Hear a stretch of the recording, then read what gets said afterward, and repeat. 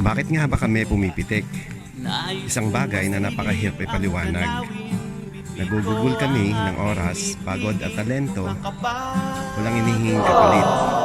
Ehem, may Gcash kami, baka naman. Kahit pang kape-kape lang. Basta ang alam namin, nakakapagpasaya kami ng mga taong aming namipitikan. At higit sa lahat ay marami kang nagiging bagong kaibigan. Minsan nga magugulat ka na lang tatawagin ka, bundokero, bundokero. Makakasalubong mo, di mo naman kilala, pero kilala ka. Salamat sa malupitang pitik. Ang ganda ng picture ko. Salamat Lods. Salamat Lods sa pitik. Salamat Lods, ride safe. At marami pang iba. Komento sa aming pahina na nakakataba ng aming puso kapag ito ay aming nabasa. Pero huwag kalimutang mag-heart, like, care, tawa at kahit nalungkot, pwede na rin. At higit sa lahat, huwag pong kakalimutan na mag-follow sa aming mga pahina. Maraming salamat. Ride safe!